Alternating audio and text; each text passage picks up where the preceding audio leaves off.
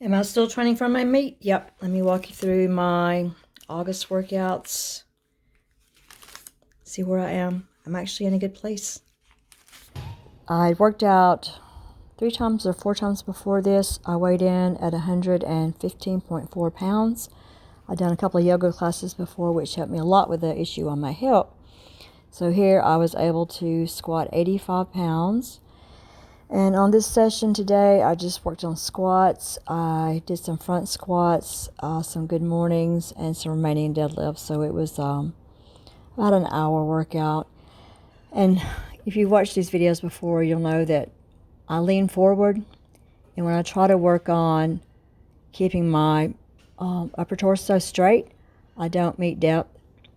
And the federation in which I train, they don't care where your shoulders are. They care where your hips and knees are. So I guess I'm just going to keep on doing what works until this competition's over in October. So here I am attempting 95, and you'll see that it's not deep enough. I was thinking about keeping my shoulders up and failed to do that, and I also failed to make depth. So that's no good.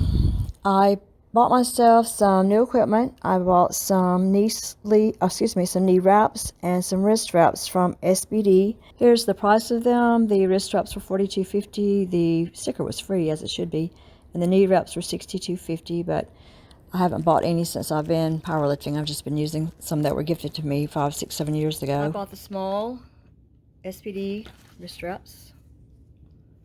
I didn't get the stiffest ones they had. I got the ones that are a little bit more flexible. They recommended those for training and the type of competition that I use. So that's a thumb holder. And the Velcro closure.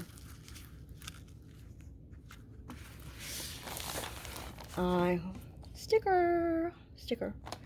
I bought the 2-meter wraps because I compete in USPA, and that's about the longest that's allowed.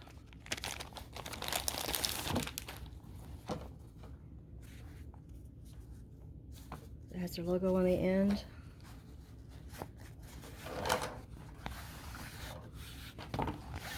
And whoops, plain on the other end.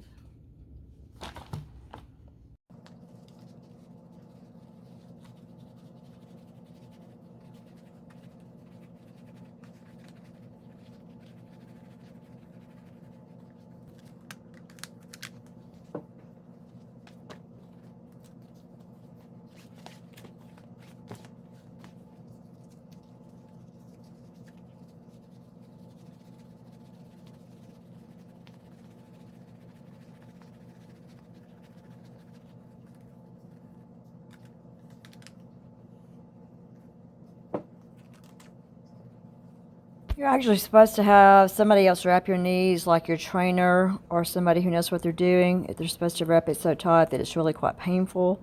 I've had mine wrapped before where it left really bruises on my knees. But then that kind of hinders my training and my ability to walk. So no, I'm not doing that. I just need the spring up from the bottom. Just like anything else related to powerlifting, there are various theories about how you're supposed to properly wrap your knees, and I'm sure that I did not meet someone's pet theory here.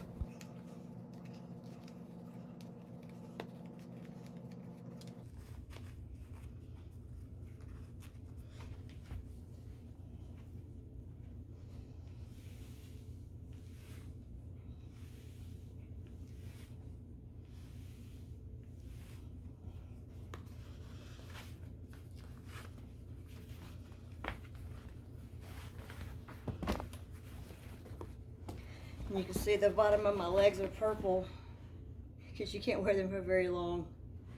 Some people think you have to have bruising for them to work. Because I know somebody's going to come along and have his or her own opinion about how to put on wrist wraps, and that's fine. Just, leave your comment below.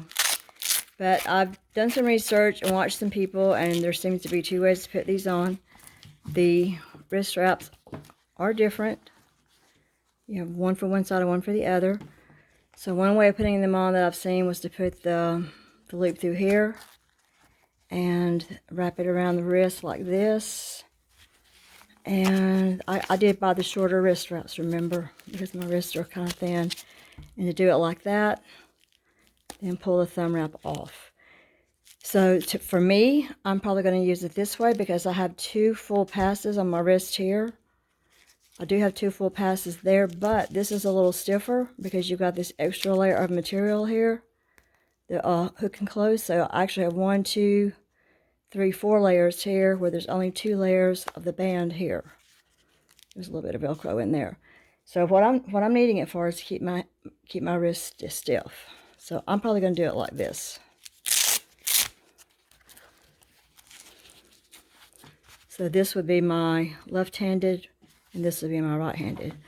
However, some people do it the other way, and they'll put it like this, pull it down, and wrap it around like that, which is not only harder for me to do, but I can't get a good fit, and I still have 2 layers of there, and just that little bit there, and all this is back in here. And I really want all this stuff over here, because to me, that's where I need to have my support on my wrist.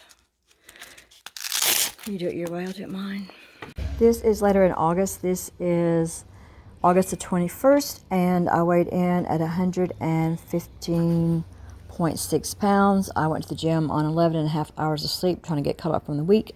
And this is all I have to move to get me a world record in October. But I hope to pull more than 175. But you're going to see in this that didn't happen here. Couldn't pull it again, so failure. I decided to go work out some other things in the gym because I had tried to also pull 185 and I failed to do that. But that was the first time since January in 2021, and at that time I weighed 124.8 pounds that I had pulled this, so I didn't feel too bad for the day. But I did some reverse hoppers that day. I did some these what I call abs behind leanovers, holding a 10-pound weight. And I was in the gym, I think pretty much by myself, so I was able to work back in the back room and have some privacy which I like. This made me pretty happy. I was able to do 4 sets of 75, and previously I'd only done 60. I don't know why, I'm just feeling a lot stronger in my shoulders, which I'm not going to complain about. This was August the 22nd. It was on a Sunday. I had 11 hours of sleep and I didn't have any pain. I weighed in this morning at 113.2 pounds, and I'm still trying to keep my torso up, but when I do that, I'm just not hitting depth, as you can see. So I'm only hitting depth on like 1 out of 3 or 1 out of 2 reps on this. So I don't know. We'll walk through these and see what happens on them. On this 105-point single, I'm not to depth.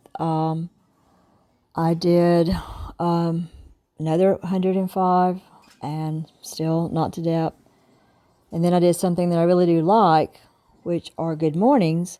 And I can actually put 95 pounds on sets of good mornings, and you know, those don't hurt, those don't do anything, but it's just frustrating to be able to do the same weight on good mornings as I do on a squat. That's, you know, whatever.